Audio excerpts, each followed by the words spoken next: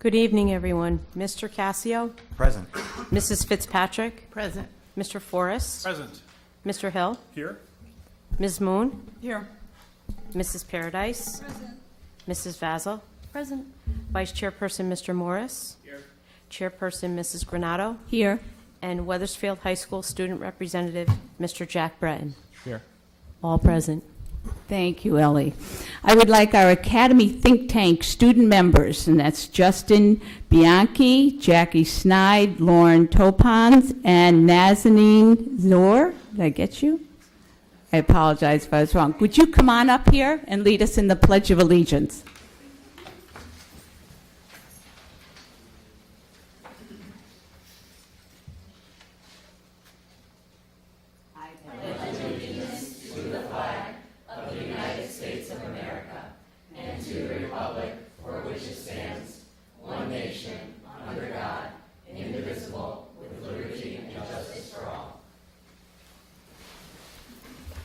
Thank you, Justin, Jackie, Lauren, and Nazanin. Thank you.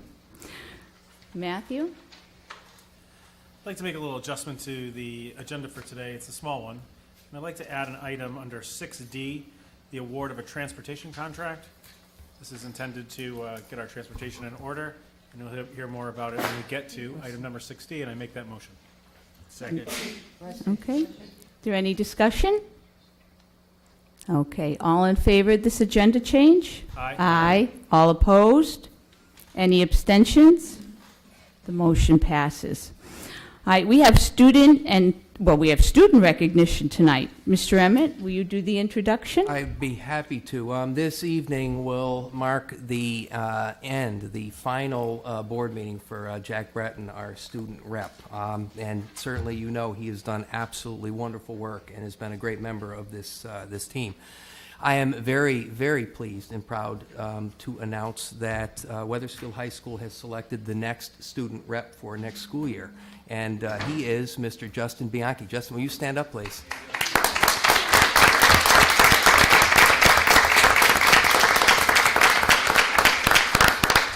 So later on this evening, Justin will be coming up and doing a presentation on the Academy Think Tank. Justin's been a member of this committee over the course of the year. I think you will see very quickly that he brings a great deal of insight and wisdom and will be a welcome addition to this board for next year. Justin, congratulations. Yes. Congratulations, Justin. All right, next on tonight's agenda is the approval of the minutes of the regular Board of Ed meeting on May 23rd, 2017. Are there any corrections? Okay, may I have a motion to approve the minutes? So moved. Second. A second. All in favor? Aye. All opposed? Any abstentions? Those Abstain. meeting. Got him. Those minutes are approved. So is there anyone wishing to make public comment? Please come to the podium and state your name and address. And may I remind you that public comments are limited to 5 minutes.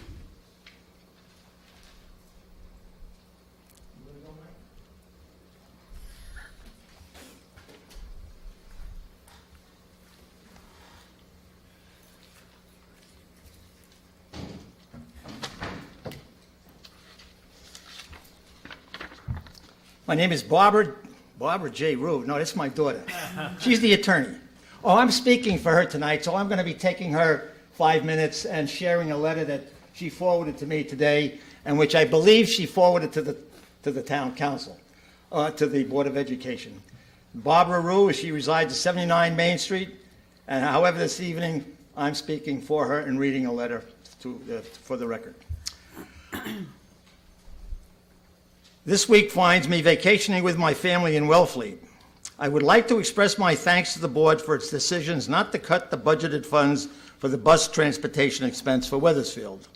Students enrolled in Corpus Christi School, they're the ones that are affected. Decision was both wise and fair. It would appear that you considered the significant negative effect the cut would have on families who are taxpayers and voters who have chosen to send their children to Corpus Christi. The Wethersfield schools and Corpus Christi schools have a history of working together, and cooperatively on various matters.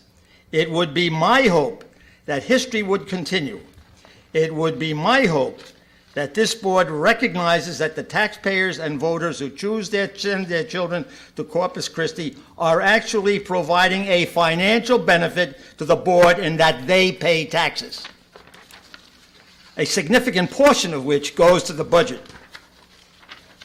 And they do not use either regular education services of the board or have only a very limited access to special education services. I would also like to remind this board that those who support Corpus Christi School are not only the households of parents and students, but are the households and voters of grandparents, great-grandparents, aunts, uncles, cousins, and many other people in the community. Those are the last words I added by myself. I and everyone in this room is well aware of the financial challenges that this board, the town of Wethersfield, and the state of Connecticut face in the days ahead. I would simply suggest that in the future, that careful thought be given to how to deal with the need for reducing expenses. I might suggest that you solicit suggestions from those of us who provide the funding, namely the taxpayers of Wethersfield. I would point out that the actions of this board have certainly caught the attention of the Corpus Christi families, and we will certainly be paying better attention to your budgets in the future. Thank you for your attention to my comments. And that was signed by Barbara Rue. I don't know whether she emailed it or not. She's on vacation, but I'll make sure that you get a copy of it. I'd give you this one, but my reading style is I like to highlight and put periods where they belong and make the print big enough so I can see, okay? Now, I'd like to just share, if I could, that's Barbara. Now, my name is George A. Rue, unless somebody else wants to speak ahead of me? Okay. My name is George A. Rue, and I live at 956 Cloverdale Circle. And I've got a couple of comments, but in light of what the chairperson, Granati, is it? I'm sorry. Mrs. Granato. Granata, well, you have to bear with me. I'm an old guy, the brain doesn't go as fast as it used to when I was young. Indicated that the issue of the school bus funding will not be voted on tonight as a separate line item. I think my daughter, myself, I think many other people at some people at Corpus Christi may have also been aware of the fact that that was not going to happen, or they thought it was a done deal. And that was a term I heard used at school, a done deal. As I have looked at Mike Emmett's letter, and as I have read the newspaper, the most recent newspaper article, which led me to believe that there would be extensive discussion and action by the town, by the council, by the board. You can tell I always go to council meetings, by the board relative to that busing issue. That's not the case, so I'm not going to address that. But I have shared with those persons that I have spoken to, and as I have read Mike Emmett's letter, I do not see this as a done deal. I see this as an awareness that this is going to be an ongoing problem and will raise its ugly head again. I believe truly, speaking for George Rue, nobody else at the school but for George Rue, that the motivation to have done that was a politically broad term, not Dem-Republican decision. I think you're all aware, and the members, and we are doing a lot to make everyone in town aware of this. There is an election coming up in November where all of you either may go or you may stay. We do not know. So my daughter made reference to the fact that we are becoming very much aware of what is happening, where it's going, we're paying attention. And so with that, rather than all of the comments that I had thought I would make that might be appropriate, I'll just summarize it and let it go with that. So have a good evening, ladies and gentlemen. Thank you. Thank you.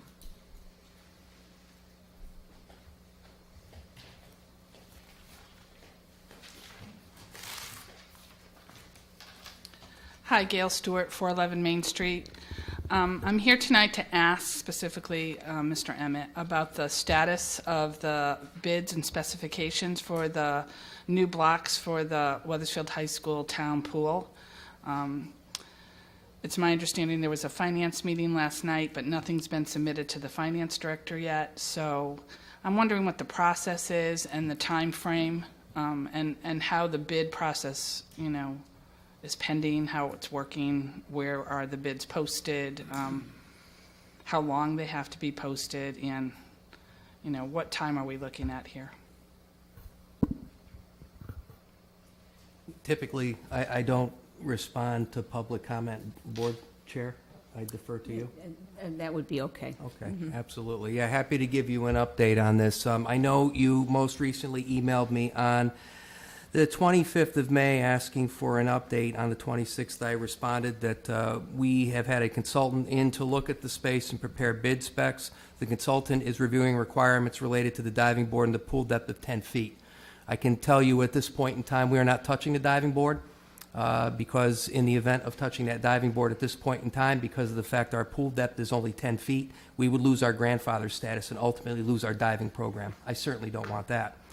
What we're going to focus on is we're going to focus on the starting blocks. Mr. Bushy has already reached out to our environmental services company. They've been out and they've done a test of the area around the starting blocks. It is free and clear of asbestos, so we can proceed. I had a meeting late last week with Mr. Maltesi, with Mr. Moore, and with Mr. Bushy. We're looking at starting blocks at this point in time. Starting blocks will be replaced, not recovered, not powder coated, but actually replaced. At this point in time, we're looking for the actual starting block that meets the needs of the swim program. We've been in contact with Mr. Schwartzman as well with regard to that. The expectation is this will go out to bid after July 1st when the monies are available, and we have a timeline to get this completed during the course of the summer so that those starting blocks are up and ready to go by the start of the girls' swim season. In addition to that, other activities that will go on in the pool, the baffles that for sound attenuation, those baffles will be going up next week once school is over. That'll be done by the construction company. Mr. Bushy already has scheduled the maintenance staff to go in and do the record board that's going up on the wall opposite the spectator area. That job will entail 5 of our individuals along with 2 lifts. That'll be done when the pool is still full, so you won't have any OSHA violations. After that is installed and they start work on the starting blocks, we'll be draining the pool because Mr. Bushy has to do pool maintenance. The expectation at this point in time is that we're up and ready to go for the start of the athletic season. Perfect, thank you. You're welcome. Thank you, Mr. Emmett. You're welcome. Anyone else?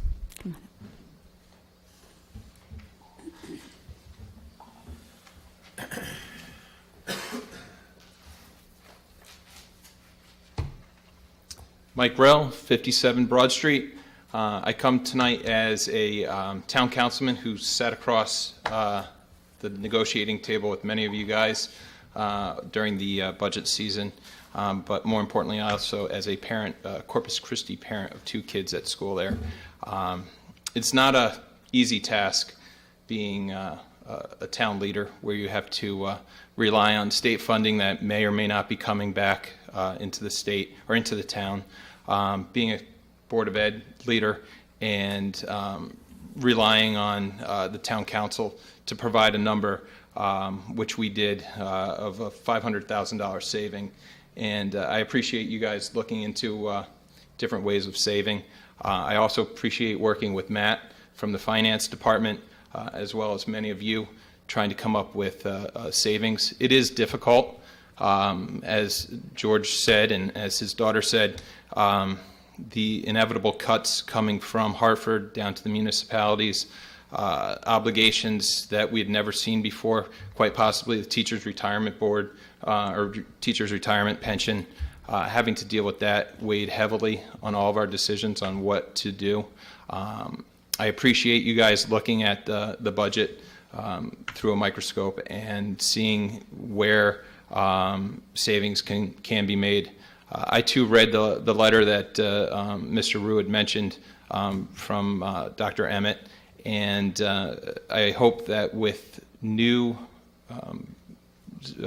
school bus contracts that we can look at ways of saving the town some money. But coming both from a councilman and from a parent of a Corpus child, I do appreciate the hard work you guys put into looking for savings and sparing the parents at Corpus any additional any additional funds that they might have to pay out this year. So, thank you. Thank you.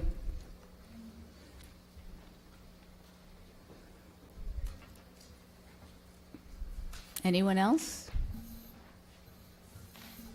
Okay.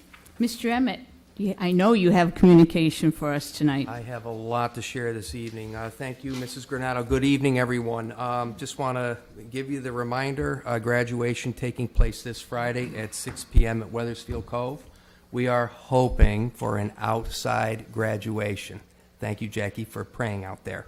At this point in time, as of this evening, our weather service is reporting that we're looking at cloudy skies with a high temperature of 71 degrees. There's a 40% chance of showers after 8 p.m. With that being said, I met with multiple stakeholders today over at the high school to talk about the plan of being inside if need be. We will make that decision as prudently as we possibly can. What we're hearing already is nothing in the way of thunderstorms or severe weather, so we're hopeful we'll be able to get the graduation in. One of the things we discussed today also is the potential, in the event that we believe rain is imminent, of altering the program. Obviously, kids come first, so it would be diplomas, and then it would be students speaking. So we'll see how this plays out over the course of the week, but at this point in time, we are planning for an outside graduation. So Mr. Moore will have a lot more information out as the week goes on. I know that seniors right now are focused on finals. Last day of school for the district will be Monday, June 19th. It's a minimum school day. Obviously, at the high school, it should be pretty empty. Seniors will have already finished on Friday and planning for their future. And the exam schedule, its makeups for the high school students, those that need to make those up. Also, this evening, Mr. Forrest asked that an agenda item be included. I want to talk a bit about the transportation contract. This item pertains to our transportation for regular, in-town magnet, parochial, athletics, and field trip transportation. At the previous board meeting, you had approved an entry into a 3-year contract with Specialty Transportation. Once you approved that, we went into our mode of looking at the contract and making sure that the RFP was solid and would be adhered to. We ran into a problem with Specialty concerning fueling. Specialty Transportation is based out of West Hartford and does not possess a fuel tank on site. So there was discussion around the ability to do what's called wet fueling. That means taking a tank truck over and filling the buses. We are locked in with the town with Dime Oil. Dime Oil does not provide the wet fueling service. So as a result, Specialty is not able to meet the tenets of the contract. I had a conversation with Bennett Grossman this morning. We had a nice conversation about this, and they certainly look forward to potentially being able to bid again in the future. However, they are unable to meet the auspices of the contract. As you know, the Finance Subcommittee worked hard on this RFP, and we ended up doing interviews with 2 companies, Specialty, and we also did an interview with Autumn Transportation. Autumn Transportation's bid, although it was higher, we have reached out to the owner of Autumn Transportation, and Autumn Transportation has put in writing the pledge to maintain the same bid that Specialty had provided and can provide the fueling. So that item is before you this evening. So we'll be looking for your approval to enter into a contract with Autumn Transportation to provide regular transportation for in-town magnet, parochial, athletics, and field trips. And it's that much more important as we talk about the process of Corpus Christi and looking at what those numbers are going to look like down the road.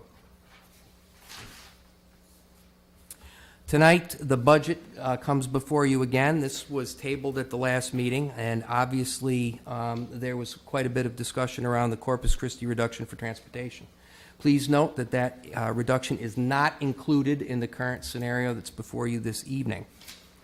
At this point in time, it's our intent to fund the Corpus Christi transportation at the appropriate statutory level. However, the important piece is to make sure that our data is accurate and we have our bus transportation in place, including what our routes look like and what our tiers look like.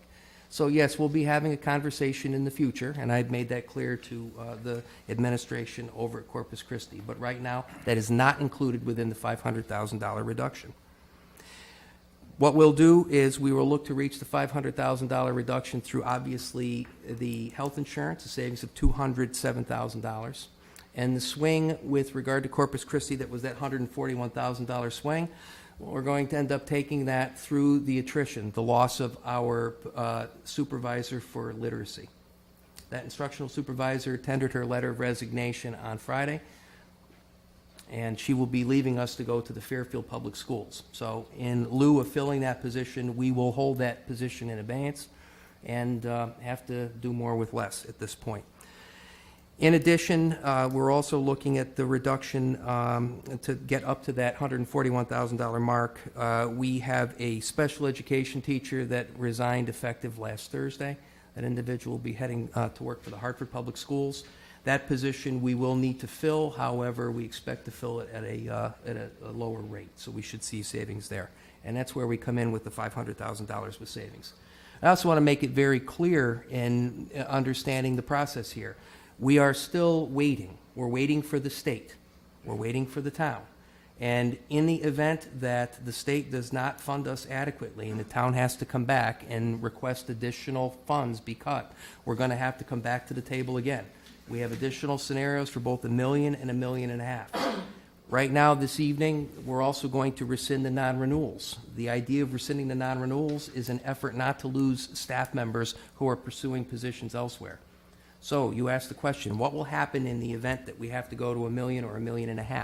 We have a series of positions that we have to fill for retirements and for resignations. Those will be positions that we will hold off on filling. So again, we are keenly aware. I will tell you right now that this Board of Education has made no snap decisions whatsoever. We've been at this for a long time. We've been at it under multiple different permutations, looking at what are those sacred cows for each individual board members? What do our principals need? What do our teachers need? We're in a very, very difficult time. And even this year, we've had a situation where we had unprecedented cuts, mid-year cut to ECS. We had a loss of $46,000 for open choice funds for grants. So we have done a lot with a little, and it's shrinking, and we understand that. We're trying to be extraordinarily cautious. As I mentioned, the supervisor of literacy position, certainly like to congratulate Darla Miner. She is leaving to become the Director of Innovation, Curriculum, and Programs for the Fairfield Public Schools. We certainly wish Darla well and appreciate and support her in her new endeavors. For those of you who may not be aware, Dave Dion, our longtime band director at Wethersfield High School, is going to take his talents to Highcrest Elementary School, where he will be taking over for Steve Perry, who is retiring. This was a decision that Dave had approached us about, and this is a decision where, again, we like to look out for our employees and our staff, and we like to take care of our folks. And this was a change that I was more than willing to make. Although I know, having attended the band banquet, I know the impact that Mr. Dion has on that band. There's no two ways about it. I cannot think of a harder working, more dedicated individual than Dave, and he's created a culture of teamwork and a commitment to excellence for the band. Dave's legacy is firmly in place, and to think that he'll be working with our student musicians at the elementary level, well, it speaks well to the future of our music program here in Wethersfield. Step-up ceremonies happening at the elementary schools tomorrow and Thursday evening. We have Silas Dean's ceremony taking place on Friday morning for the first time over at Wethersfield High School. Stay tuned for that. Should be interesting. Again, it's hard to believe that the 2016-17 school year is coming to an end. And as I mentioned before, this year has featured some exceptional challenges with finances. Mr. Kazaka reported at the Finance Committee meeting earlier this evening that he expects this year's budget to be balanced at the end of the fiscal year. We're expecting no surplus to go back to the town at this point in time. Certainly like to thank department leaders, principals, and teachers for their diligence in ensuring responsible spending.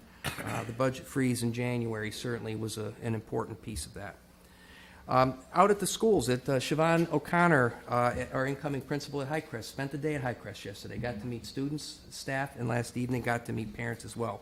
We're certainly looking forward to Miss O'Connor as well as Miss Greer at Hammer joining us on July 1st. The Green was the place to be this past Saturday as everyone gathered before the senior prom. I can report the weather was perfect, and I would defer to Jack during board comment to give us further detail on how it went. And finally, I'd like to thank the parents of the Emerson Williams PTO who organized and pulled off the best strawberry festival I've attended yet. I'm very pleased to report that Vice Chair Morris was unsuccessful in his concerted effort to knock me into the dunk tank. But I can also report that nearly every other student who tried was in fact successful. I drank a lot of water on Saturday. But again, just a shout out to the parents. Did a great job and a great family event. So Saturday was a busy day here in town. And with that, that's communications. Okay, thank you very much.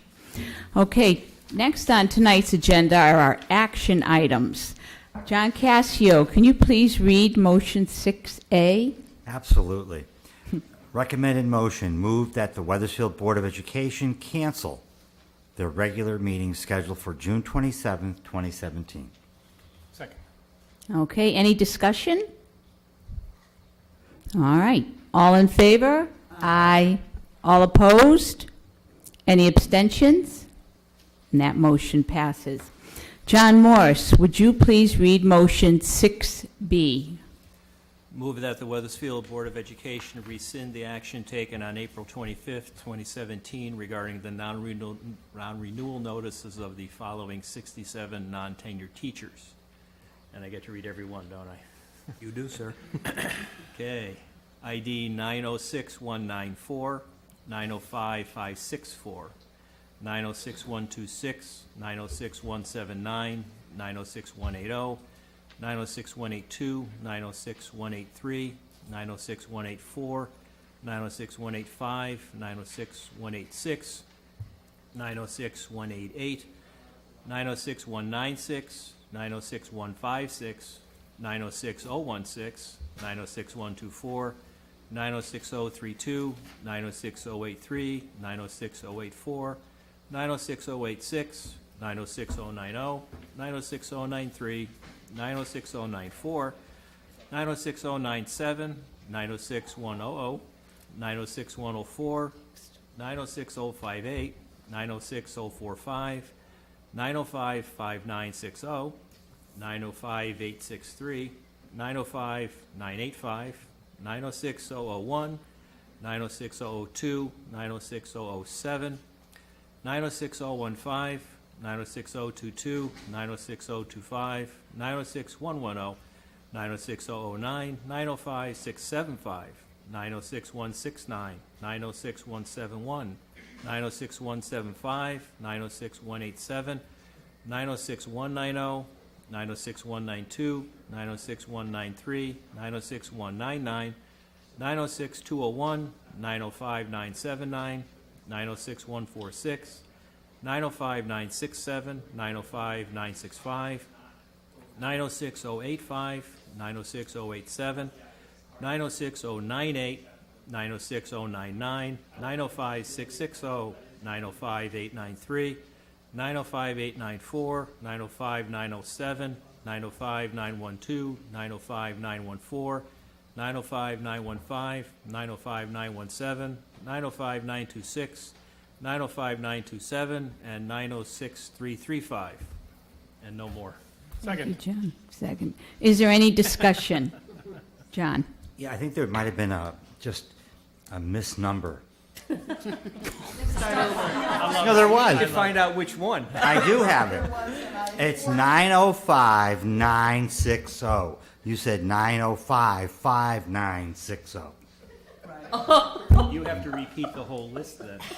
No, I Do it don't. one by one. No, that's been corrected. Okay. Thank you, John. Any other discussion? Well, we wouldn't want that person, Right. we want her to Yeah. be, That one or was him. staying. Do we have it corrected? Any other discussion? Okay, all in favor? Aye. All opposed? Any abstentions? The motion passes. Polly, would you read motion 6C? Move that the Wethersfield Board of Education approve the 2017-2018 revised operating budget of $1,077,882. Second. Okay, is there any discussion? Yes. Madam Chair, at this point, I cannot support adoption of this budget reductions due to reasons that I've been vocalizing for the past month. Before I go on, I want to make it clear that this is not a reflection on anyone's performance or contribution to the district, and appreciate the fact that the superintendent has advised us that he is willing to forego a raise this year.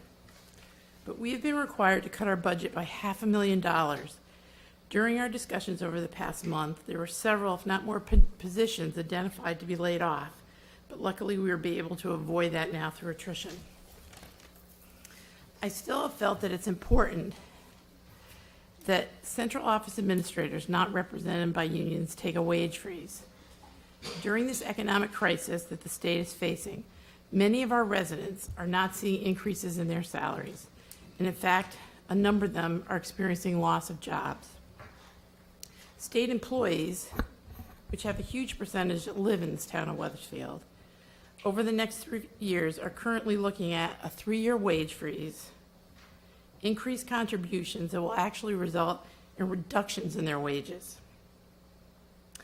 In government, unfortunately, perception is reality, and I firmly believe we cannot give these increases out in these economic times, especially when we are going into contract negotiations with 2 of our bargaining units. We have no idea what the state budget will result in the coming months, or if we'll even have one. We have no idea if we will see a reduction in education aid mid-year like we experienced this past year. We can only hope that it's not as significant. We give raises now, albeit minimal, and have to make an additional cuts mid-year. We cannot take those raises back. We're looking at staff and programs, direct impact to our kids. As a compromise position, I would suggest that we hold off and reevaluate where we are in January before we make decisions concerning wage increases. Okay, thank you. Anyone else for discussion? John? Diane, you want us to hold off until January? Just on the wage part. For raises. Wage. Wages, Administrative. right.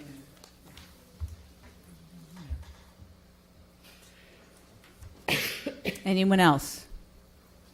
Can I ask a question? Mr. Rowett, you may know this. My recollection was that the amount of money we're talking about, which is just for central office people, is like $20,000? It would be that. I already have stated publicly that I will not take a salary increase. So, In the context of our budget, this isn't very much money. And I hate to say it that way because we have serious issues with our budget, and we will have more next year. And if the state does come back and hurt us, all bets are off. Nobody's protected anyway. absolutely. For now, we're not talking about a very large amount of money, and we are talking about trying to take care of our staff for at least this period until the state does whatever it's going to do to us. That's true, and I can certainly, assuming that we're looking at the administrators, I'm assuming it's the assistant superintendent, it would be the business manager, it would be the director of human resources, it would be myself, and it would also be the director of facilities and maintenance. It would be those positions, so. So 5 or 6. Mhm. And earlier on in this process, I think the talk was for people who are not unionized employees, but that would also include people like lunch aides and crossing guards and a lot of other staff at different levels. We have approximately 100 non-affiliated employees from our IT tech helpers, our lunch aides, director of security, some of our administrative assistant positions are non-affiliated, yes. Okay. And I believe the total, when we looked at that as a reduction scenario, I want to say the total was approximately $47,000, am I correct? Yes, approximately $47,000 in savings for the 100. Okay. Thank you. And Polly? that was for a 2% overall increase. Correct. Right. Okay. I would also like to note that that Mr. Emmett has has not had a rate increase or a salary increase in 5 years. And one of the things that he has, as a matter of fact, at one point, I think that was 1 or 2 years ago, he agreed to forego and actually suggested not taking a rate increase or a wage increase until, I believe, until our scores improved. Which, so I just want to note that I think we've seen a staff that has been doing yeoman's work over the last couple of years and will continue to be. It will continue to be pushed to the limit, and I do believe that if we, in losing the instructional supervisor, that will also increase the the duties of some of our administrative staff. Am I correct in that? It will, and what it will also do is make the curriculum specialists and the reading consultant positions that much more important, because they're really the liaison between the assistant superintendent. What we're going to need to do here is to kind of redefine Mrs. DeStoli's role and pull back on some of the assistant superintendent duties and, have her move back in toward more of the curricular pieces. Like today, for example, she's meeting with the curriculum specialist to go through the assessment calendar for next year. We're doing an extensive amount of work on student data. We like to make sure that, so we don't have to put yet another burden on teachers, the curriculum specialists are critically important to getting all the data to teachers so that teachers don't have to deal with all the data analysis. So, obviously there are going to need to be those shifts. And this is going to be one of these situations. This is just the start of it. We know that we're not close to being finished. We know that there are other reduction scenarios we're going to have to take a look at. So, but, as is always the case, and again, I certainly don't want to make this personal about me, but I have been very committed to this district since I came aboard in 2008. I have seen some pretty dark times here. And I've also seen some tremendous success. And I am extraordinarily proud to be your superintendent, and I remain completely committed to seeing the good things happen. I see it every day when I'm out in those schools. So with that, again, it's a tough decision. It's one certainly that I know you don't take lightly, but these are the decisions we have to make. Okay, any other discussion on this motion? Elaine? I have a question for Diane. Diane, when you say wait till, what was it, December? January to put these raises in place, because we will know more facts from the state by then about what we're going to get from money? I think we'll be in a better position. We'll know what our actual budget is, we'll know what our ECS is, and we'll know, last year it was in November when the governor and OPM pulled back their, pull back the money, as they pulled back from all the agencies too. And I just think that we've got to wait and see, unfortunately, because of the state budget. And just, I think someone misunderstood me. I wasn't talking about including the lunch aides, the lifeguards, the crossing guards, and all those folks in this group. Okay. Kevin? Thank you, Madam Chair. My question piggybacks on that. In terms of timing, if the state doesn't come through with their budget through August, September, October, or even November of this year, are we kind of boxed out of making any decisions at that point? Because the fiscal year starts on July 1. A good example is Corpus Christi. I mean, obviously we wouldn't be able to cut their bus funding midway through the school year at that point.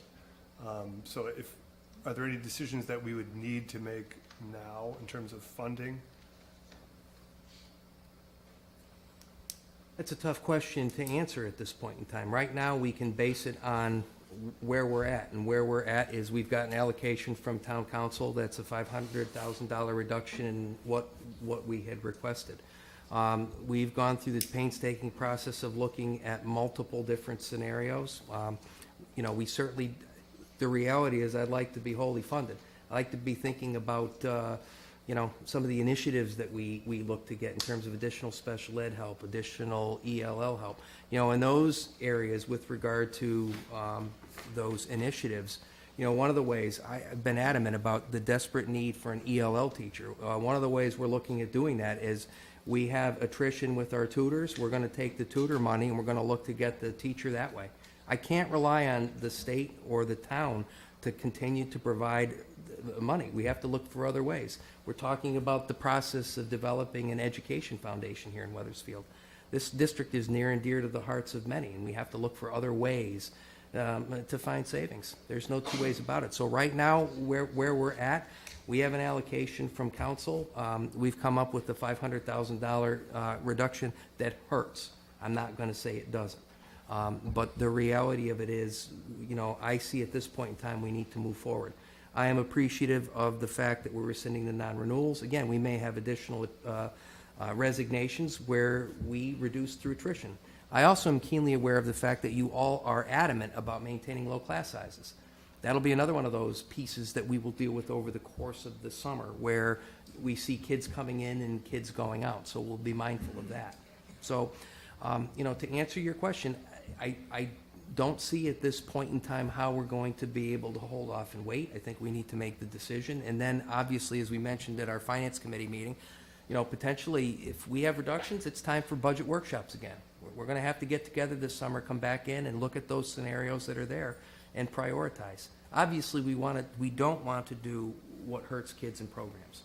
And even with that position of the literacy supervisor, the instructional supervisor, we lost that once before. We lost that back in 2010. And it took 2 years to get that back. So for me, part of it is it's like we're taking a step backwards. But it is the reality, Kevin. Appreciate it. Thank you. You're welcome. Any other discussion? Polly? I just did want to, because the number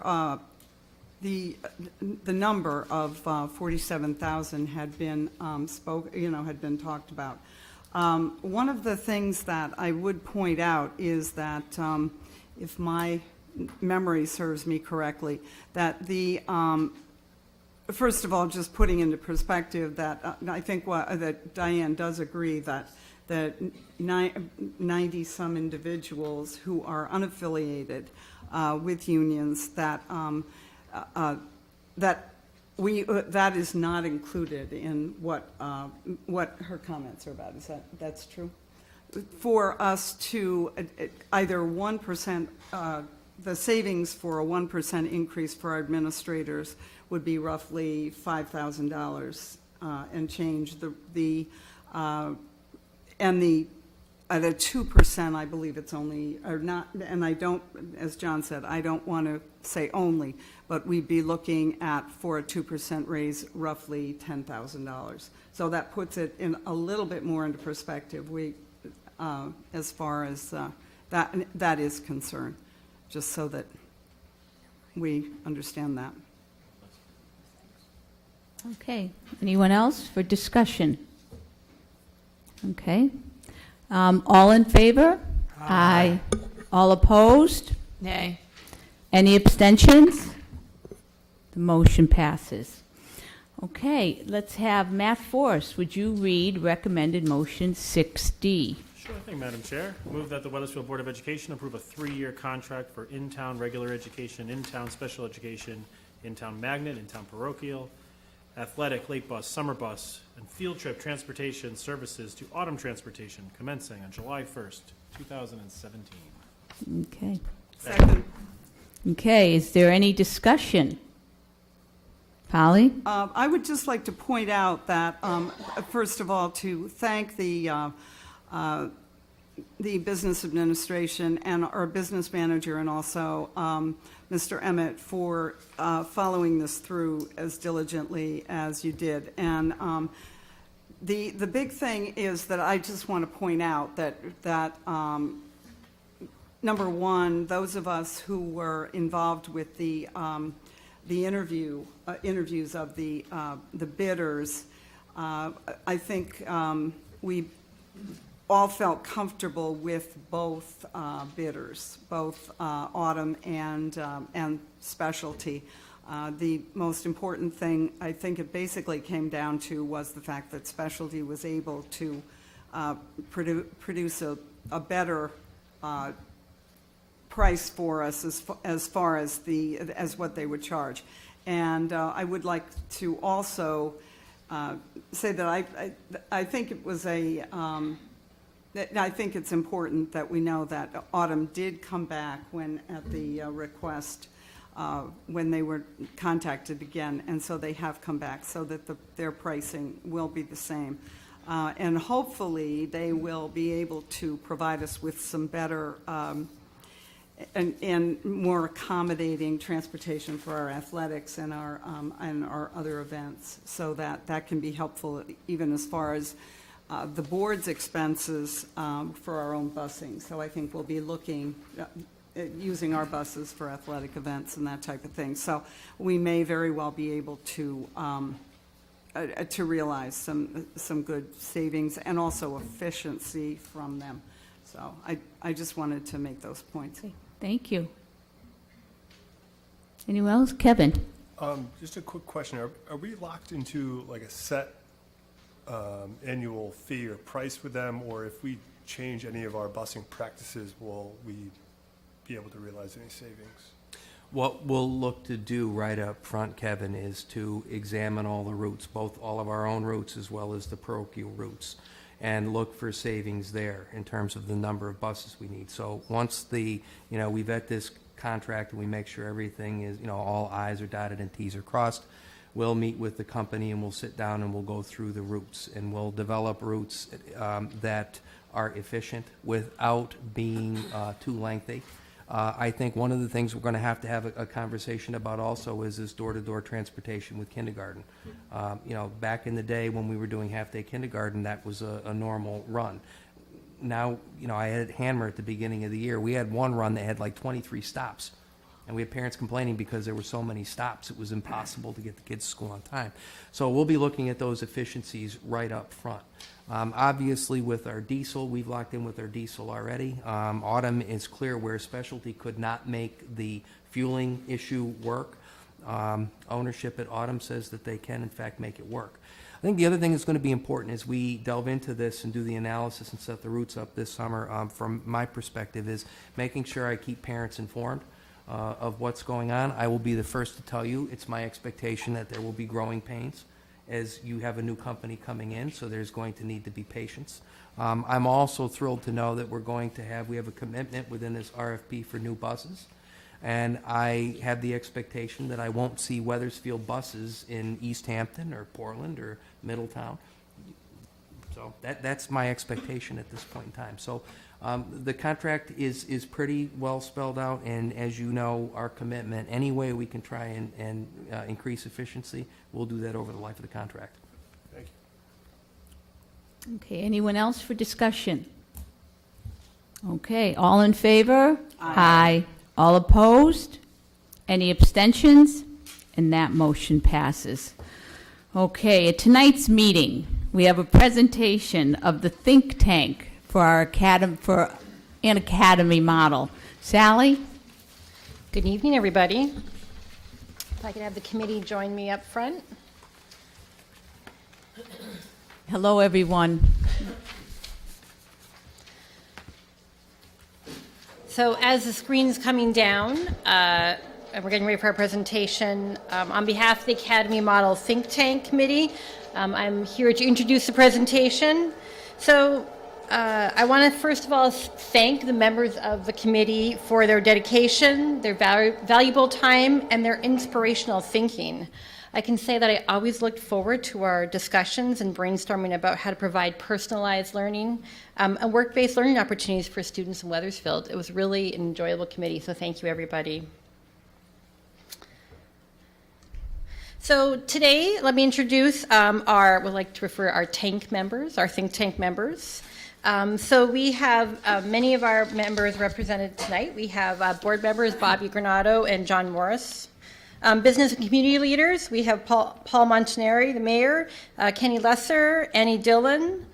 From the middle school, we have Susan Zapla, Kylene Cassio, Stephanie Abrams, Lorian Tupons and Naz Zayer.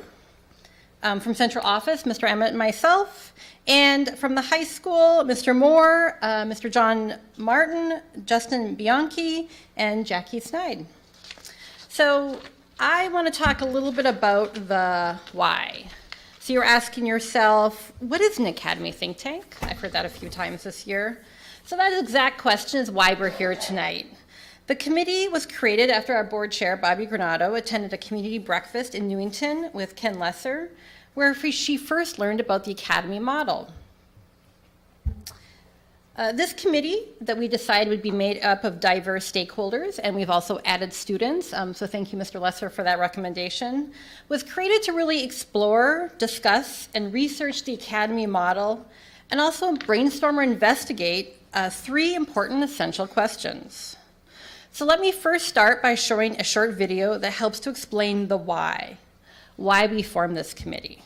Now you'll notice that the video has a little bit of an Australian accent. So you'll be comforted to know that countries around the world are talking about some of the same topics.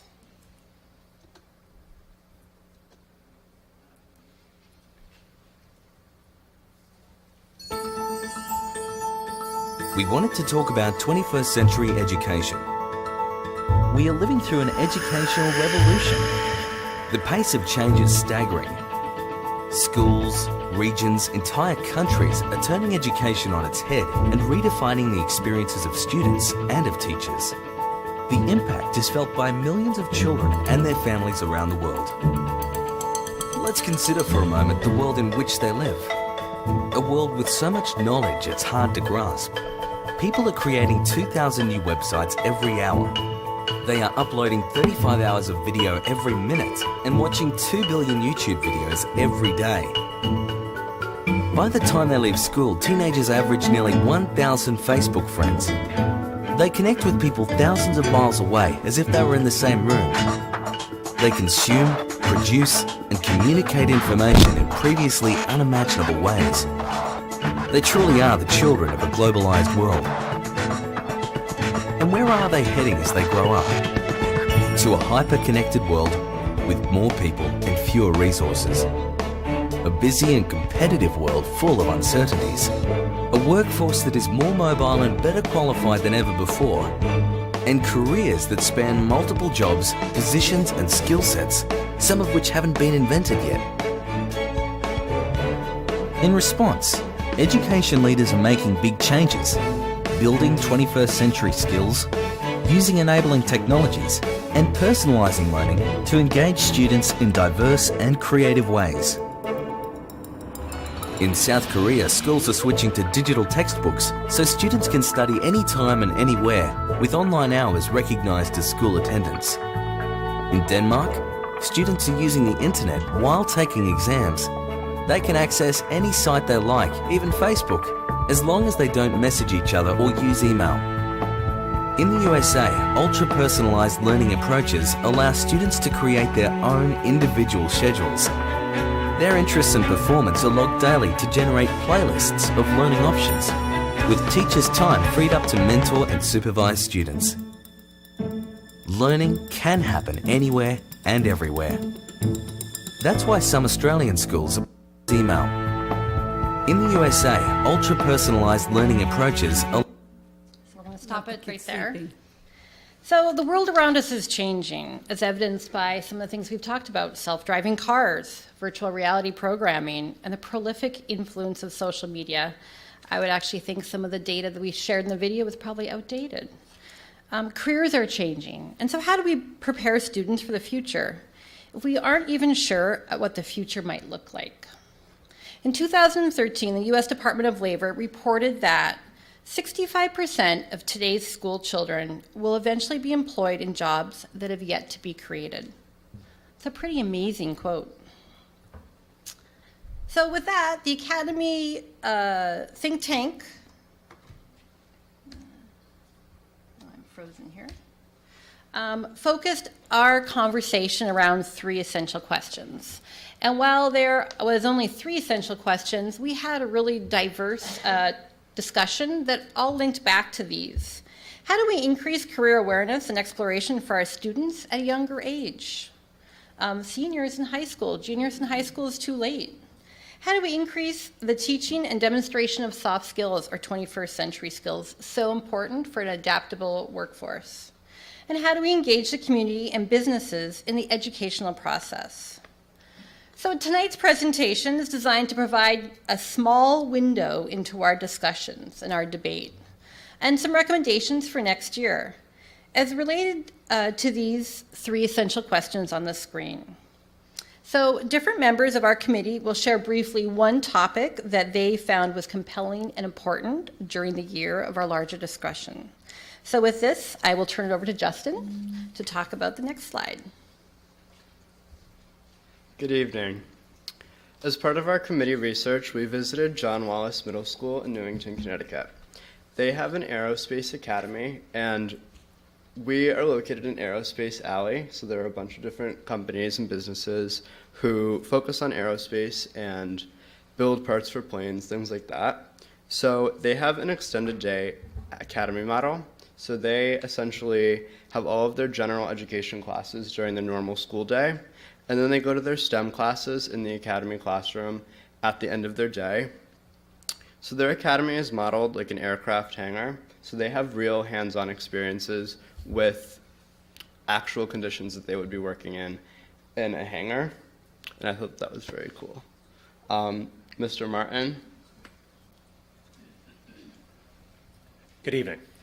So one thing that we saw when we were at Wallace Middle School, and one thing that we've seen across all of our research of academy model schools, is this idea of project-based learning, which you can see the definition of it up on the screen. One real hallmark of project-based learning is creating problems for the students to solve, either collaboratively or independently, using technology or the skills they learn, and really truly those interpersonal skills that oftentimes are not taught in the classroom when the teacher is traditionally teaching in the front of the room. In my teaching, it's created me to be more of a coach than a teacher more than anything. I spend more time with the kids, working with them in groups and individually, how to get their projects out into the world around them. And what I've found is that it creates learners that are self-motivated, independent, and are really driven and engaged to succeed. And that's really what we want to get across in the academy model as well. And next we have Naz. So virtual reality is an artificial environment experienced through sights and sounds, and this is becoming very important in the teaching industry. One reason is because virtual reality teaches more than just what the classroom can offer.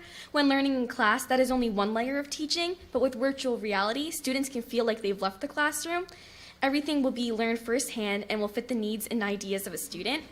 As a student, I have noticed that it is hard to find the deeper message of a history lesson or any lesson with just the reading from a book. It takes my peers and I longer to fully understand the main ideas and the different points of views from that time period.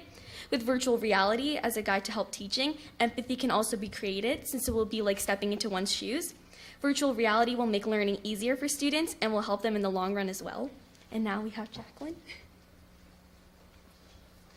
So in one of our meetings, we had Dr. Linda Clark from the Central Connecticut State University come talk to us about what the colleges are looking for in students and what students should look for in a college. So Dr. Clark is an associate professor at the university as well as an educational leader. So she talked a lot about what potential students should look for in their college throughout the process. And a major thing she stressed was that students feel comfortable where they are and what they want to study. So a big thing that she really made very, she felt very strongly about was that we shouldn't be turned off about the stats a school has or the cost it has or how far away it is. Me going through the college experience this past year, as I am a senior now, I looked at what GPA they wanted out of me, what SAT scores colleges wanted, but she said that they're looking for a more well-rounded student, a student that has these 21st century skills that were discussed in the video. She also said that parents should be very supportive of our children's decisions. You know, it may be far, but if they know it's in their kids' best interest, they need to be more understanding with that. For the college side, she said that she really reiterated these 21st century skills. They're looking for the well-rounded student. They're looking for someone who knows how to go into a college interview and make eye contact, feel comfortable, shake a hand firmly. And another thing she really noted was that writing skills are becoming more and more important in today's day and age. How to write an email, how to write a proper essay in MLA format, APA format, whatever format needed. So this has become very crucial to the acceptance process, and I think an academy model that we've been talking about would be very beneficial to this acceptance process. And now we have Lorian talking about 21st century skills. So a 21st century skill or a soft skill is the ability to communicate with a person in person. It's shaking hands, it's making eye contact. It's really just being able to express your thoughts in a full way. And this is not as stressed in schools. We work on reading and writing more than we talk about interviews and creating a resume. In Dean, we work on collaborating with other students, but there are still a lot of students that aren't being reached by this. And there's a large range of competitive jobs that require 21st century skills. And with the increased use of technology, we're not practicing these skills as much as we should be. With less knowledge of these skills, getting accepted to colleges will be harder, getting jobs will be harder, and the people who can do these things will get ahead, which is why it's very important that we practice these, which is also why I think an academy after school would be very helpful. And next is Ms. Abrams. So as a middle school teacher, one of the things that I felt was important throughout our conversations this year was how this change at the high school level would trickle down into the middle school and how we as a middle school staff can adapt to support students and sort of prepare them for that change, not only for the high school but afterwards. So a few of the things we've discussed, one change that's already being made for next year is having 8th graders have a UA choice. So right now on the Unified Arts team, that's health, PE, music, art, tech ed, family consumer science. Traditionally, they've had to take all of those classes for a set amount of time, and they haven't had a choice about it. This coming year, that is changing. So rather than just having one art class, there's a painting class and a little bit more diversity among arts. So students have an opportunity at the 8th grade level to start exploring their passions and figure out what they're interested in, which will hopefully help them when they get to the high school and beyond. Another thing that came up was rethinking 8th grade field trips. So we know in 6th grade, some 6th graders have the opportunity to travel to a college in the area and kind of experience what that is like. And so we discussed having the opportunity again at 8th grade, potentially having different schools locally where students can sort of choose where they want to go, learn about different programs, hear from people in those programs, and hopefully help prepare them for this next step in high school. Ken Lesser, you're up. Good evening. I guess I'm next in the lineup. I am super excited about this program and the opportunity to talk to you for a couple minutes. We've had great leadership from Bobby and Sally, tremendous contributions from our teachers, and then our students have just been amazing. It has been a dynamic group to be a part of. I've been involved in the Newington Advisory Board for the Newington Academy for the last couple of years, and I've seen the direct impact this has had on students. In Wethersfield, we have a really, really, really good school system. But if we're able to adopt this academy model, we will have a better school system. So in terms of an advisory board, and forgive me, because I can't see that well. When you get to be my age, you have to kind of look at this. I want to just talk about the benefits and activities real quickly. So a couple quick benefits. It's a chance to give back to your community. We're linking the business leaders and the business community with our students. It gives you a personal connection to students and has an opportunity to improve the local economy, and our business leaders get to play a role in that. Some of the activities that will include sponsoring lunch and learns, job shadows, internships, and industry field trips. And I've seen these connections between the business leaders and the students, and they really have a tremendous impact on the students. So thank you, I appreciate it.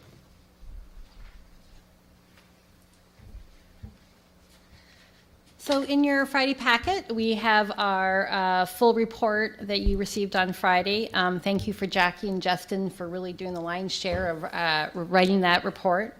And so we ended the year with some recommendations looking forward. As Ken said, we recommend the formation of a work-based learning advisory board to continue the discussions and to engage additional partners to talk about how we can further provide opportunities for learning for our students.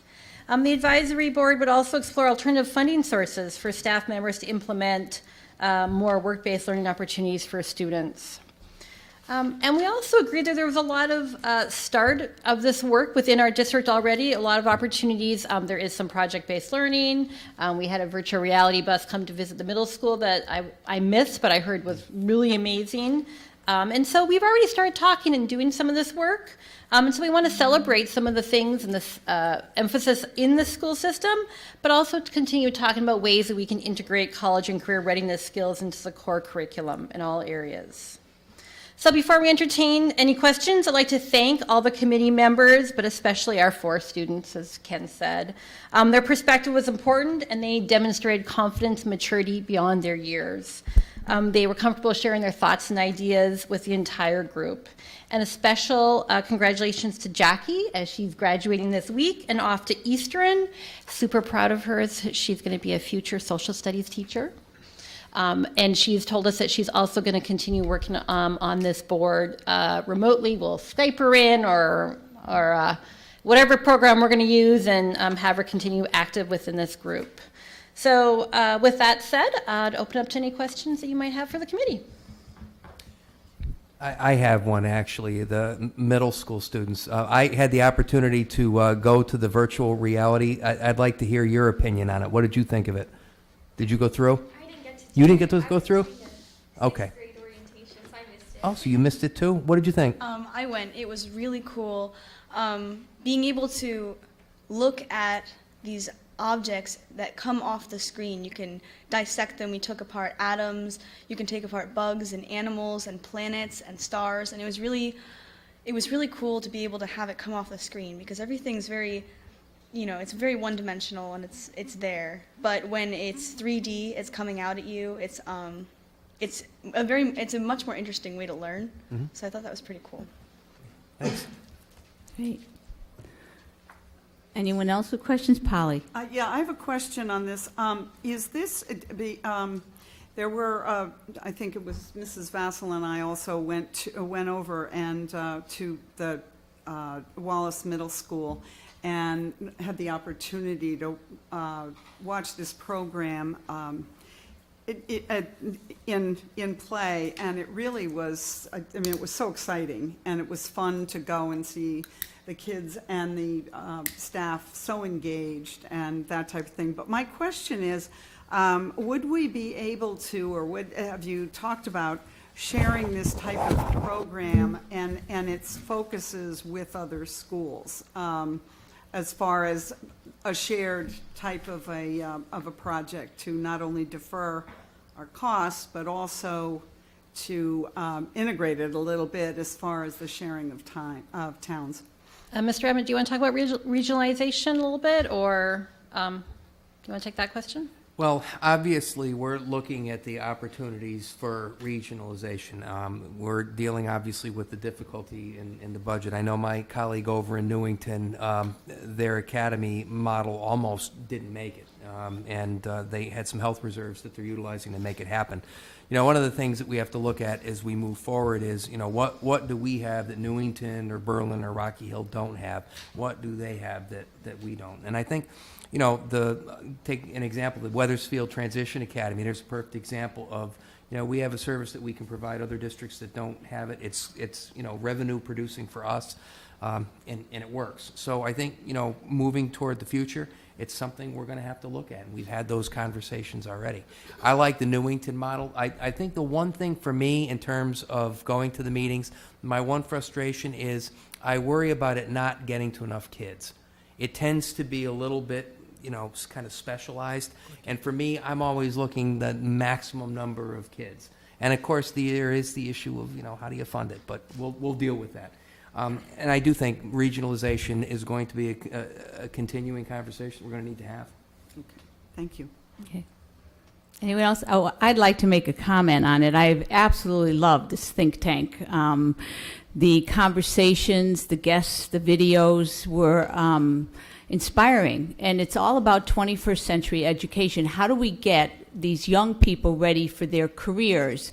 But at the same time, you become Renaissance people. We don't forget about the English and the history and the social studies. But also in the meantime that this is going on, the Board of Ed is doing a strategic plan. And this think tank and this academy model actually fits beautifully into our strategic plan. I just want to make a couple comments on that. Number one, it makes education more problem and project oriented. And it increases student engagement and student learning outcomes. Both the strategic plan and the academy model have a plan for personalized learning. And there's partnerships with local businesses, which I think is becoming a must to bring real world experience to our students. And another comment I wanted to make, the academy model is not new. It's a 40-year-old educational model. It's used all over the country. But because of many reasons, technology being one, the cost of college education being another, it's becoming more popular again. It's had its own renaissance. And people are looking at it because we are getting young students ready to take their next step. So I thank you. It was just so enjoyable. We will be continuing. It's a learning experience for all of us. Any other questions, John? I wanted to piggyback on that a little bit. I'm not an educator by trade as some of the rest of you are, and I saw this a tad bit differently. And the reason this is so valuable to me is the connection between the business leadership and the school district, because we educate kids and we send them out in the world, do your thing. But it's a different place altogether for someone who owns a business to come into the school and say, I need you to teach these skills, and the kids get those skills, and they could be working in my job, in my business, when you graduate, whether you choose to go on to another level education or not. That is so incredibly valuable. One of the people who came to the academy meeting sometime earlier in the winter, I forgot when, was someone who worked for Cisco and offered the ability to have a Cisco engineering certificate. And for those who don't know what Cisco is, it's a very large company that provides the backbone services to make the internet work. Hugely valuable career. They could go through our program with the academy, have a Cisco certificate, and be a certified Cisco engineer when they graduate high school, which is a career in itself before even gone anywhere else.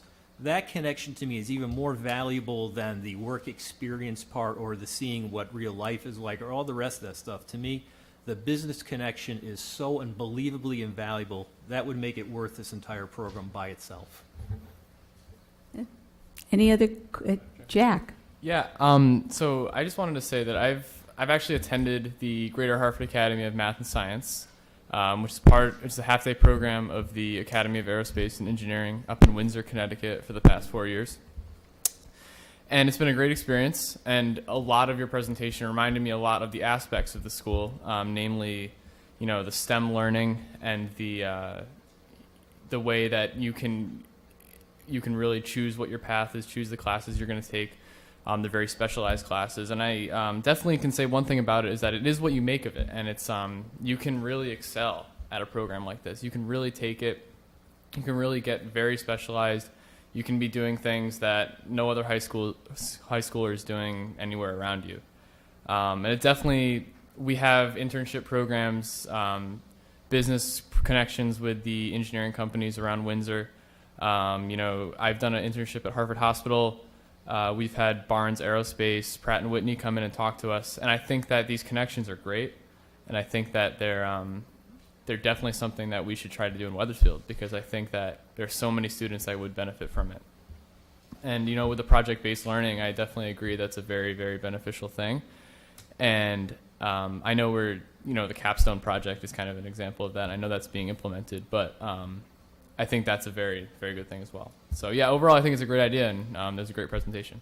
Jack, and you bring up a good point that the Academy model has been around for 40 years. Project-based learning is not new.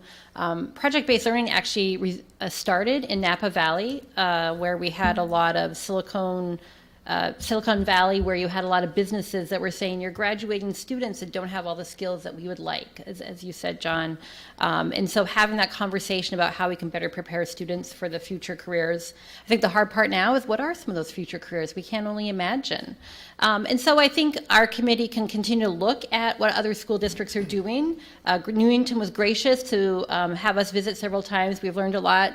But these are not things that are brand new, but we can learn from other districts and bring some innovative ways and make them fit into Wethersfield to provide more rich, personalized learning opportunities for our students. So it's exciting to think about our next steps. Okay, anyone else? Questions, comments? No, I just Janet? wanted to comment that I think it's a great program to have in our schools, especially since, like Sally just mentioned, many towns have already had some sort of form of think tank. I mean, I personally have shared with you guys before, my junior year and senior year in high school, I was allowed to be in a program that allowed me to go into the medical field and be trained and working in as soon as I came out of high school, while in college having a little part-time job. And it allowed me to be certified and be able to work in the medical field.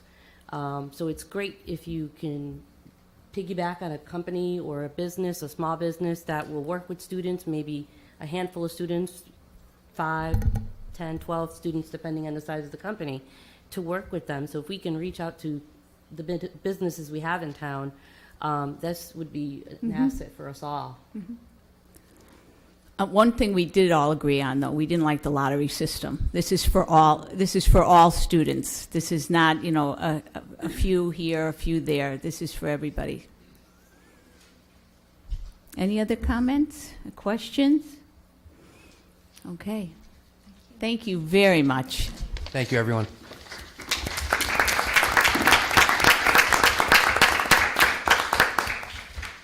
Okay.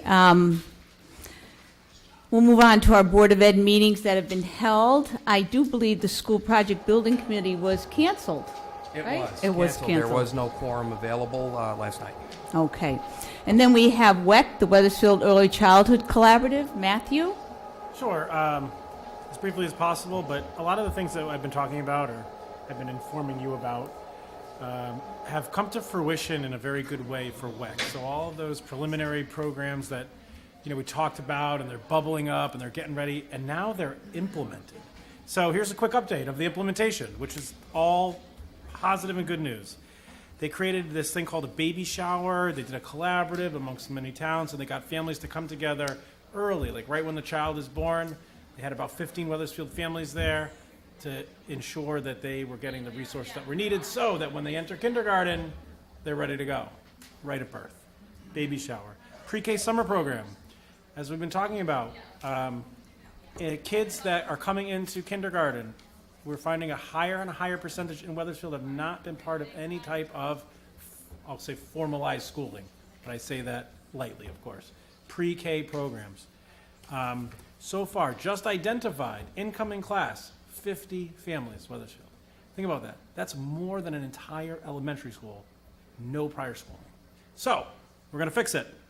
Pre-K summer program is now in shape, and of those 50 identified families, there is going to be like a preschool boot camp over the summer for those families that have been identified. Come in, get those kids more comfortable with a more formalized learning environment, so they come in and they can be more comfortable, learn, right, ready to go.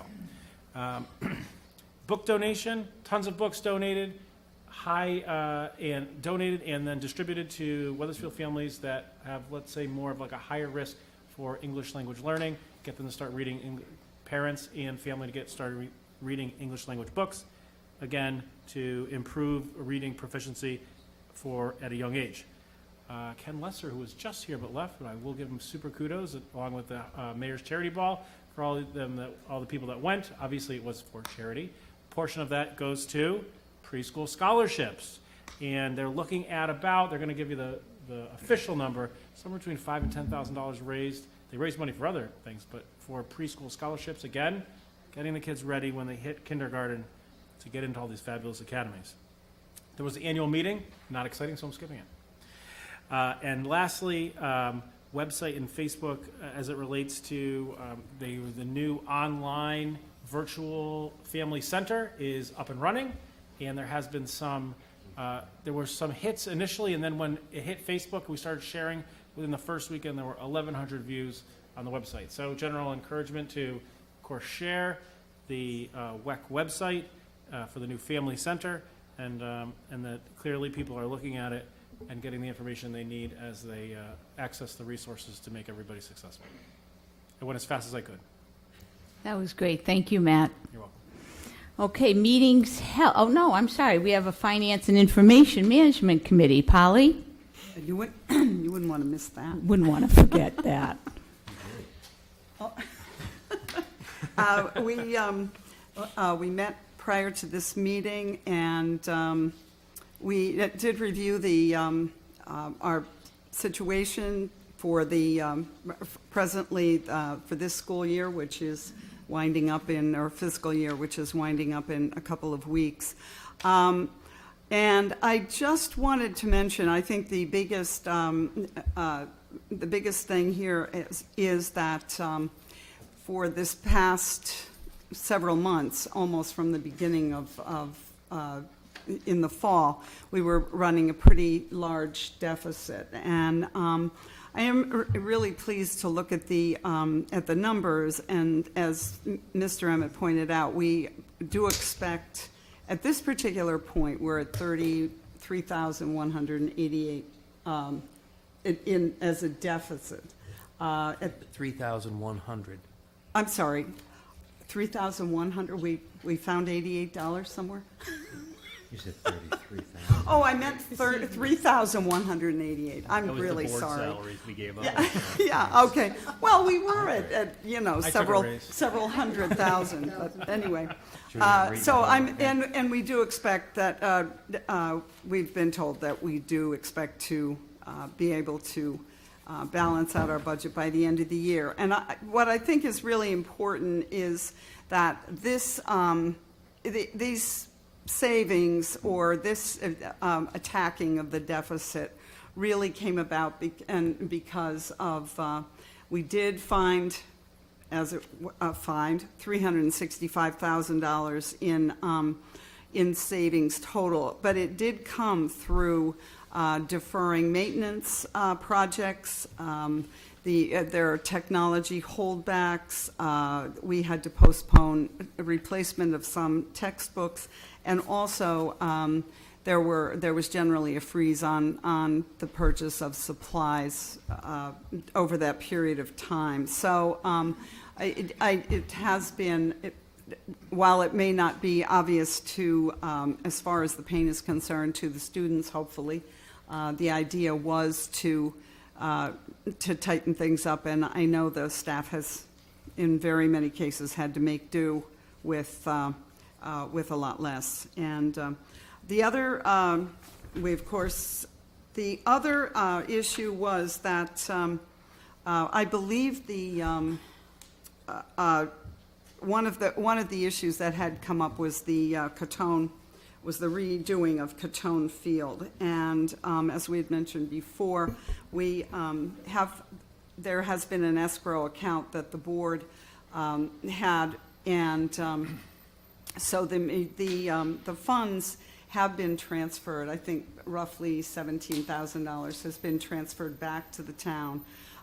There was an additional $5,000 that had been had been donated. It had not been donated for the field originally, and so that this was donated by the class of 2009. And what they, when Mr. Kazaka reached out to them, they indicated that what they would like is to see those funds used for another project at some point. So I think that'll be great, because that is still there. One of the things that we will address during the probably during the next year is, as we look at our transportation costs, hopefully once autumn gets situated, then we will take a look at our athletic buses and where that cost is, and we will also look at reviewing the pay-to-play and our fees for our sports events. That is something that, or our sports participation, and that is something that we will address in the fall, and certainly wouldn't implement any changes until the following year, but it is an item that we need to address. And that, Madam Chair, is all I have. Thank you. Thank you, Polly. Any comments on it? Nice job. Okay, so we'll move on. So we have meetings scheduled. We have Facilities and Maintenance Committee on June 20th at 6:30. Correct Council on 6/21 at 11:30 a.m. Policy and Planning Committee at 6/21 at 5:30. And School Project Building Committee at June 26th at 6:30. Okay, is there any unfinished business on the board? Down there, John? Yes, I'd just like to add to the meeting schedule. The Parade Committee will be meeting on Wednesday, June 21st at 7 p.m. at the Picnic Community Center. Okay. As a wrap-up. Thank you. Any other unfinished business? Okay, is there anyone wishing to make public comment? Please come on up to the podium, and may I remind you that to state your name and address, and you are limited to 5 minutes. Oh, I'm so pleased with such a gracious 5 minutes. Reminds me of some earlier experiences up at this podium with where I had the audacity to go beyond 5 minutes.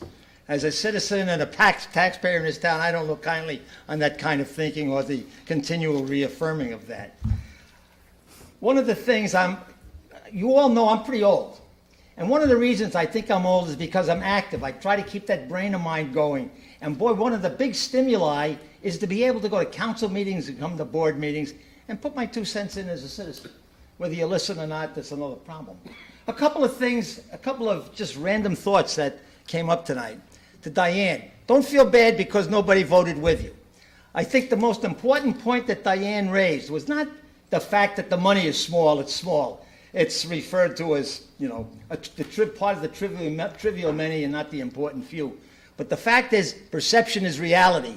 And when a lot of people in this community are suffering and hurting, and I'm not among them, just so you don't think I'm up here speaking because I'm not going to eat next week. That's not my problem. But there are many who may be confronted with that problem. And when they see people that are earning well in excess of $100,000, maybe even $150,000, $200,000, I don't know exactly, but it's hard for these citizens and taxpayers to have a lot of sympathy. So stick with your guns, stick by your guns on that particular point. Getting back to another brief comment here from the newspaper article, and I forget who made it, I guess it doesn't matter. It only requires the district to pay a fraction of the full freight, referring to the schools. I was almost offended by a fraction of the full freight, like we're a bunch of people, or the people here are taking advantage of the system. You're not paying your freight. You're not, Mr. Trump, he's not paying his freight because he ain't paying his damn taxes. I pay mine and everybody else does too. They're paying their freight. And to use that term, like, got me a little unsettled. And I likened it to a mindset that says, we'll do what's legal, or there's no law that says we can't do it. But there are times where a board like yourself has to look beyond what the law says you can do. You have to say to yourselves, what's the right thing to do for all these little kids? Like a mother told me recently, if that bus goes, she's got a problem. She's liable to lose her job because she won't be able to get to work on time. Does that ever enter into anybody's thinking around here? If it does, I don't sense it. And I watch the programs all the time, not all of the time, but often. And I don't come as often as I'd like to. So I share that with you. A couple of other key points just. Look at what you're doing is do it for the kids. A point that was raised on this group that just spoke here, I was very impressed with the young people. They were very articulate, and a lot of it sounds very good, okay? But I'm sitting here, back here as a taxpayer, looking at, you can't pay for buses, you're laying off teachers, you can't do this, you can't do that. You can spend $1 million on the field, down at the high school football field, and nobody raised the question about how much was this going to cost. Polly Moon very quietly said, well, offset the costs. So there are costs here. And are these costs the kind of things, are these things as desirable as they may be? As desirable as they may be for maybe a select few, and I think Mike used the term, it's not for a limited clientele, it's for everybody. Well, these programs have a great propensity for falling on those that are particularly blessed with good intellect, perhaps good resources. And I don't know that, I don't sense that that enters into your thinking. I don't sense it. Perception is reality. Maybe I'm wrong. I don't quarrel that particular point at all. Wage freeze, I think I commented on that. I think the perception that was the right thing to, it's the right thing to do. And I was very pleased to hear that Mike hasn't had a raise in 5 years. Not that I'm going to advocate that he get one, because he's to be complimented for having made that particular contribution. And you've got to look at what is the message that you're sending to the community when you say the highest paid people in our administration, oh, they're going to die, they're going to starve to death if they don't get a $5,000 or $10,000 raise. That's so much hogwash, okay? In my opinion. I had a chuckle when the gentleman said when you get to be his age, you got to wear your glasses. If you struggle up here with glasses, I take my glasses off, probably won't be able to see it. And next time I come, I'm going to come special because I have a patch on my eye. I'm going to become a pirate for a month or two. So I'm going to have a lot of fun with you on that. I had one other point. Oh, Mike, I didn't realize it's been 10 years that you've been here. Has it been that long? 2008. 2008. Yeah, well, we're coming into 18. So, Yes, you know, I'm not getting there. too good at math, you know. So from 2008 to 2018, I know it's 10. And we're halfway there anyway. Well, congratulations. And as I recall, the taxpayers and this particular outrageous citizen, sometimes, I think we were very supportive of bringing Mike in. And I've never really regretted that particular support. I'm a little unhappy with it, the fact that a child who perhaps needs more services for therapy or bus or whatever, that money seems to be in short supply. So I'm not particularly happy about that, but we can talk about that another day privately. So anyway, folks, nice being back. I'm not going to come again next month because I'm going to have this patch on my eye and I won't be able to see. I won't be able to drive. You won't be here. Oh, you what? What do you mean you won't be here? Taking a whole month off? That's where our taxes go. You should be out here working and trying to save more money. Thank you. Anyone else for public comment? Okay, we'll move on to board comment. Anybody with board comments? Diane? You'll have to bear with me. I have 4 things, and this is the last time I'll be able to talk to you because I'm not going to be able to talk most of the summer. The first thing is that the Connecticut Mirror has had a series this week on English learners, which is very informative. I tried at work to try to get it through my phone to send it out, but it's on the Connecticut Mirror, which I think you get to through the Capitol Report. As English learners, a whole series about some innovative things that different school systems are doing. Jack, I want to wish you well. It's been a pleasure having you up here. And John, we're going to miss seeing you in the audience, because whenever I think of proud dad now, your face is going to come into my mind. You have a very staunch supporter in your dad, Jack. Third, about 15 years ago, a wise kindergarten teacher, Dan Hogan, told a group of women sitting around the Web PTO, the last year at the Web Kindergarten Center, to look around. These will be the same folks that will be at your table as you plan the events through your child's career up to safe graduation. Truer words have never been spoken. As we approach the end of the school year, I want to recognize a group of parents from you'll have to, I have to Okay. get air to breathe. A group of parents from last year's and this year's graduating class. And on behalf of the board and the residents of this town, extend our thanks to them. There are too many to mention, but they and the rest of us know who they are. These are the parents who go above and beyond. They're the ones that have stepped up their volunteer game over the years, throughout their child's time in our community. They're the ones that run our fundraisers, regularly run our concession stands, chaperone trips, events, run special events, coach in our sports programs and run our sports programs. More times than not, they're involved in at least two of these things. They've given considerable hours of their time to make our children's school and community experience a memorable one. As the last of their children either have left or are leaving our community, their contribution remains with our kids. So over the next week, make sure you reach out and thank them. Also, I kind of have mixed feelings regarding Dave Dion. I think it's wonderful that he's going to Highcrest and remaining in our school system.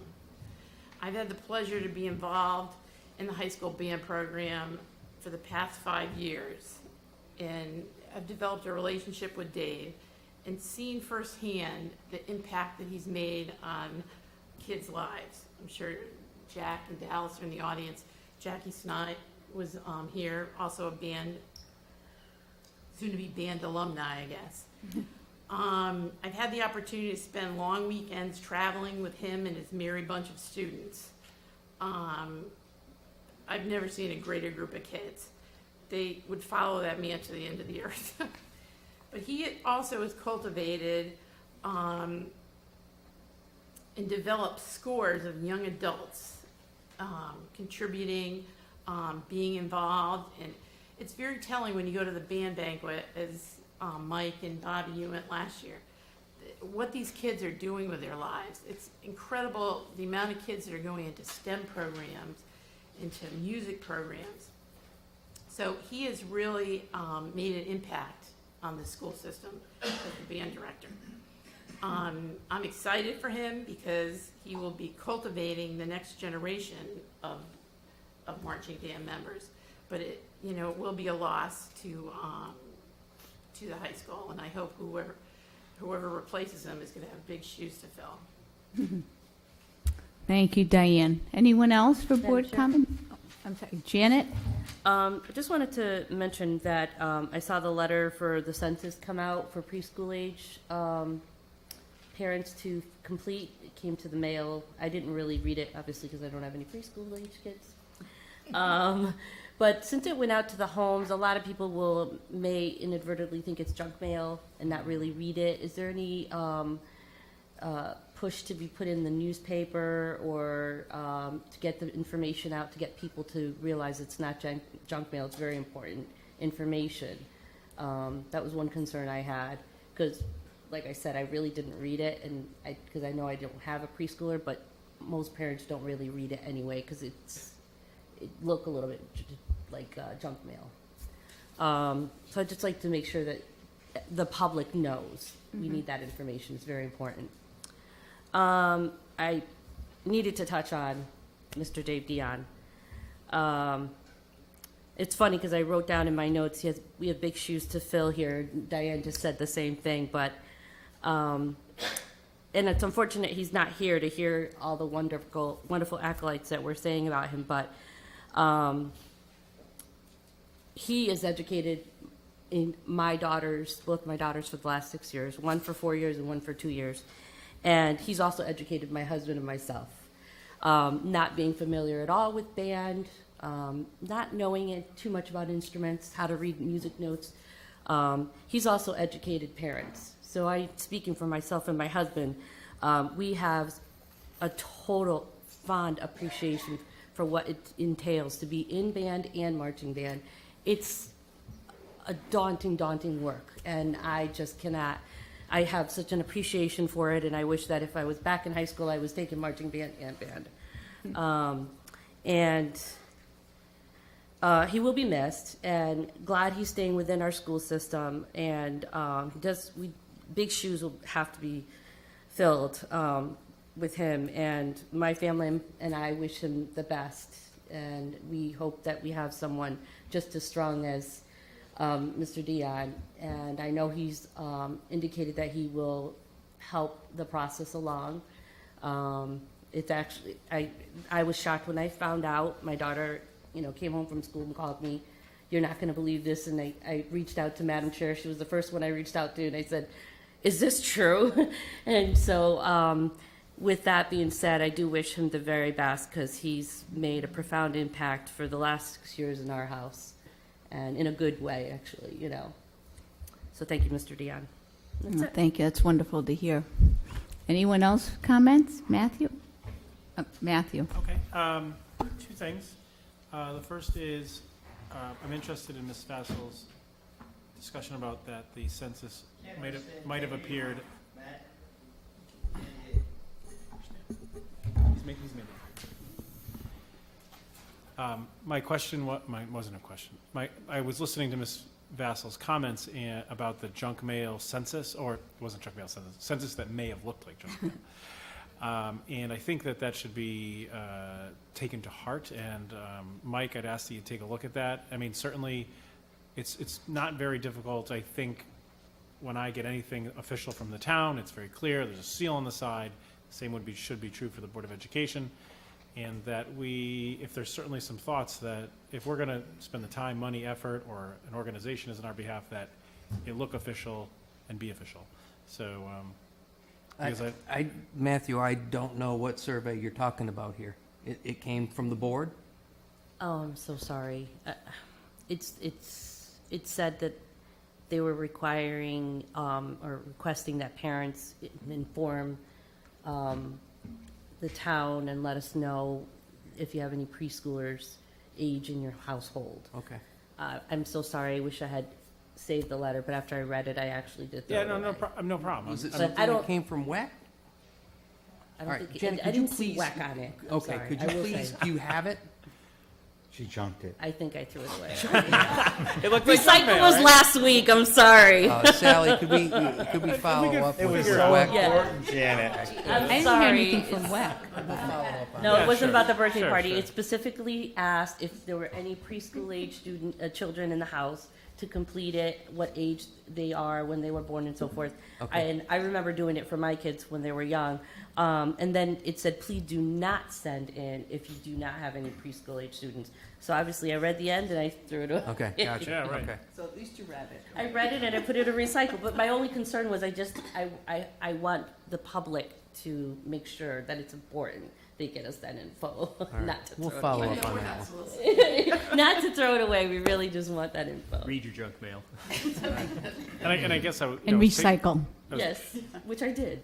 I was piggybacking on that that we do it right, that it doesn't look like junk mail, and then secondarily, if it's in English, and we certainly have identified sections of our community that are not English speaking, that there is, while we're reviewing whatever this piece of information, that it clearly has the ability for someone in other ethnicities, languages that they understand Good point. of its importance.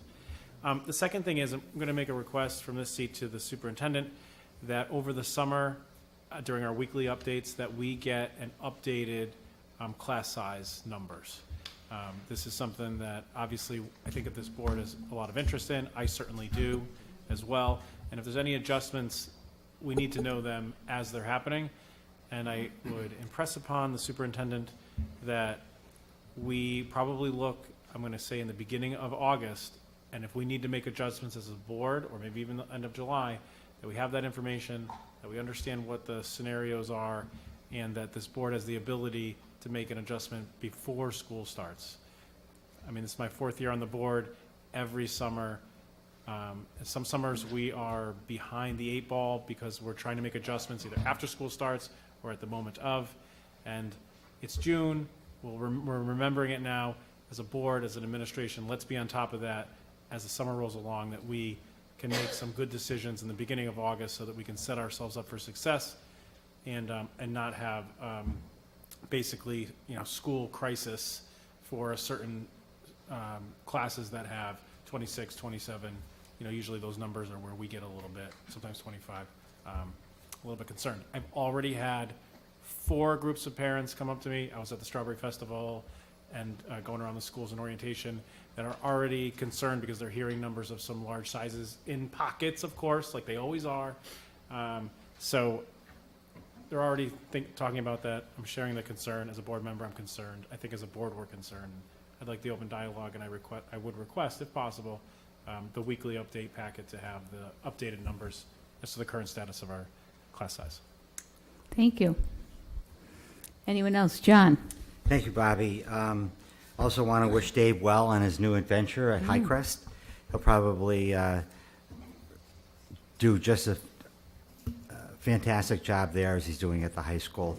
And change is always good, but it's very difficult for us that have it, to see it. Also want to mention, wish Darla Miner good luck too as well. Darla has contributed many good things to our district, and we wish her well in Fairfield. I had the good fortune to attend the Sports Awards Assembly last week, and unfortunately Dallas just left, but she sang the national anthem at the Sports Awards, and it was just amazing. It's just what talent and a gift this young woman has, so I wanted to put a shout out to her. I also had the I think the privilege and honor to attend the academic awards at the Wethersfield High School as well, as the giver from the Chamber of Commerce, which we were able to give out 4 scholarships to Wethersfield students. Just to give you an idea, each individual received $500, and those individuals will be attending schools like Loyola of Maryland, Purdue, University of Connecticut, and University of Hartford. Those are Grace Marino, Amanda Civitello, Lindsay Gordon, and our own Jack. Congratulations, Jack, on receiving that. I've sat here many years and watched our student reps come and go, and they've been all impressionable. Jack has really left a good impression and representation of Wethersfield High School. It's going to be very difficult. And Justin, I know you'll be doing just as good a job as Jack, maybe because you both have J's beginning of the name. And I wish you the best. I know you're just over the hill, and you'll be back. And I know how to get in touch with your family. And I'm really impressed with what you've done in your short time here in Wethersfield, and I only can imagine what your future holds. Good luck to you, Jack. Thank you very You're going to be missed. Thanks, John. Anyone else for comment? Polly? Just very quickly, I wanted to say that I actually, Bobby and I actually attended the Wethersfield High School choral concert, and I would just like to say they completely, the group of kids just completely blew me out of the water, and not only, it was just absolutely beautiful, and I was so proud of our students, and also to see our music department accomplishing what they have. And the other thing that was terrific was to sit in that auditorium and hear the acoustics. It just was absolutely beautiful. I think that Bobby will probably speak on the fact that we both attended the opioid forum, or it was a follow-up to the Erase survey.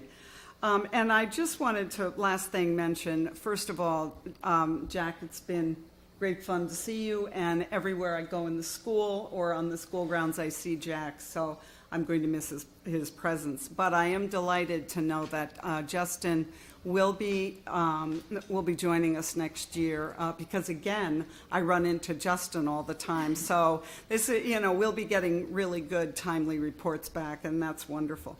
I just want to say, one of the things that was a huge blow, if you will, was in March when Ellie Hussey retired.